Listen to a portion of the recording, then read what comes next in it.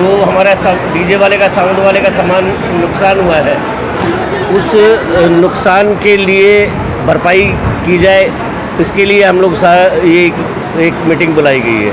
कितने लाख का नुकसान हुआ था? 30 लाख रुपए का नुकसान हुआ है। प्रशासन से क्या मांग करते हैं? प्रशासन से मांग ये की जा रही है कि उन दोषियों के ऊपर कार्रवाई की और हमारे साउंड वाले को एक मुआवजा मिला जाए। इसमें किसका गलती था, इसमें कहा जाए? इसमें देखिए, गलती प्रशासन का भी है, कमेटी का भी है और कलाकार का भी है। ऐसा घटना बिहार में कहीं और हुआ था? बहुत पहले सिवान में हुआ है, आरा में हुआ है और भी 1-2 जगह से और हुआ है। पता चला है माही मनीषा के बहुत सारे प्रोग्राम को जो है रिजेक्ट कर दिया। हम लोग उसका जब तक बहिष्कार करते रहेंगे, जब तक वो मंच पे आके अपने उसका गुनाह कबूल क्यों नहीं करते? क्या हाँ मेरे से लेट हुई है? अपने यूट्यूब नेटवर्क से उन्होंने जो है माफ़ी मांगी है, लेकिन उन्होंने ये नहीं कहा कि मैं लेट इस वजह से हुई हूँ। उसको उन्होंने ये सफाई दी कि 12 बजे मेरा प्रोग्राम था, तो उनको 11:30 बजे प्रोग्राम स्थल पे पहुंचना चाहिए था। हमने उनसे ये सवाल किया था कि अगर आपका टाइम 12 बजे था तो आप मधुबनी में क्या कर रही थी? 1 बजे वहाँ से आप मधुबनी से निकली हैं, तो इसका मतलब आप जानबूझ के लेट किया ना उन्होंने, जिससे पब्लिक भड़क की है।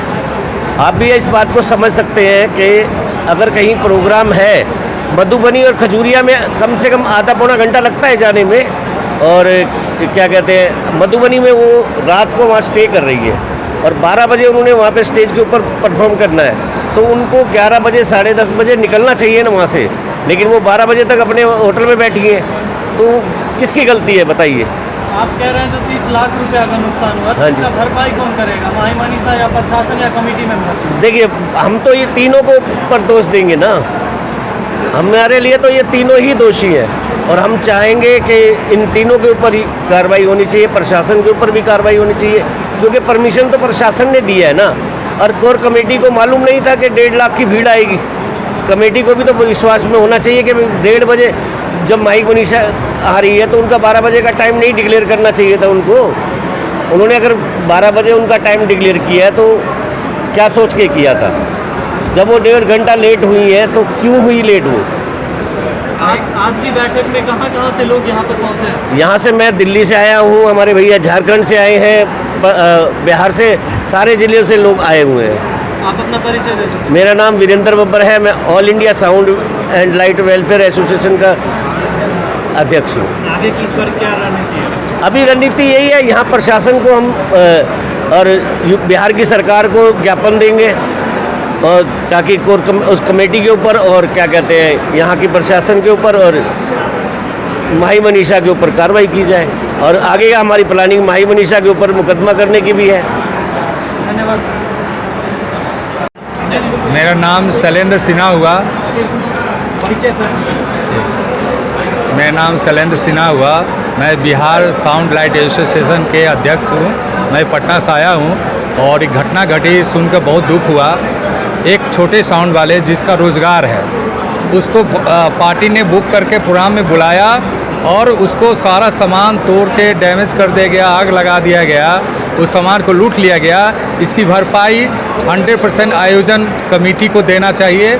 उसके अलावा माही मनीषा के गलती के इस कारण हुआ, उसको देना चाहिए। और तीसरा, एक ऑर्गेनाइजर जो साउंड वाले को बुक करके ले गया है। और इसमें प्रशासन को हम लोग आवेदन देंगे आज थाना को कि आप अगर पार्टी पर केस नहीं कीजिएगा और भरपाई नहीं दिलाइएगा तो आप इन्वॉल्व हैं, आप पार्टी से पैसा लेके केस को दफा कर दिए, मैनेज कर दिए।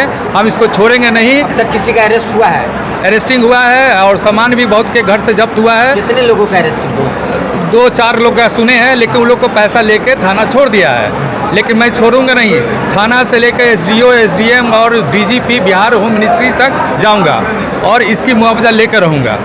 मेरे संगठन का प्रण है और जब तक ही नहीं होगा कोई भी बड़े आर्टिस्ट का शो में साउंड नहीं लगेगा। प्रसाद यादव, मैं झारखंड से आया हूँ और झारखंड से आकर इस बात का यहाँ पर हमें जो लगा है कि मधुबनी की घटना समाज में वैसे अमन चैन पसंद लोगों के लिए बहुत ही दुखद है, जो समाज में लोगों के बीच में रह के कोई कार्यक्रम का आयोजन करते हैं। यहाँ पे मुख्यतः हम 2 चीज़ों को बहुत गहराई से देख रहे हैं। इसमें पहली है कि ये प्रशासन की पूरी तरह से लापरवाही है।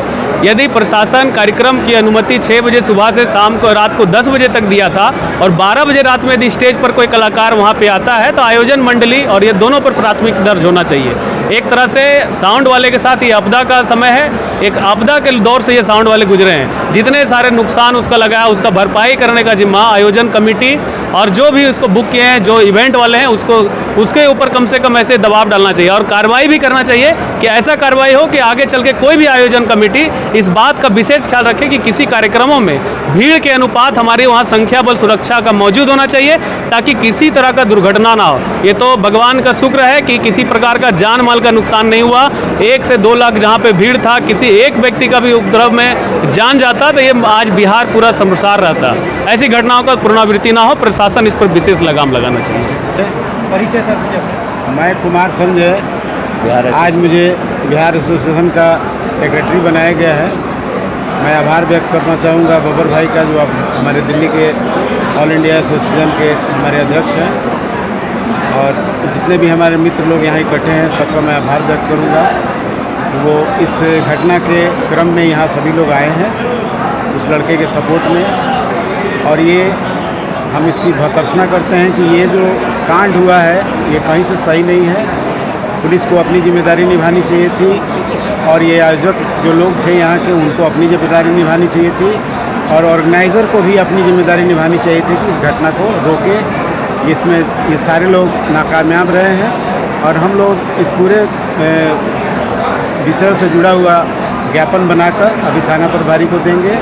फिर थाना प्रभारी अगर हमको सपोर्ट कर पाए, अगर हमारे बच्चों को समर्थन दे पाए और उसको जो नुकसान हुआ है भरपाई करवा पाए तो ठीक है, नहीं तो फिर हम लोग मुख्यमंत्री तक जाएंगे। डीजीपी हैं, मुख्यमंत्री हैं, बहुत सारी व्यवस्थाएं हैं।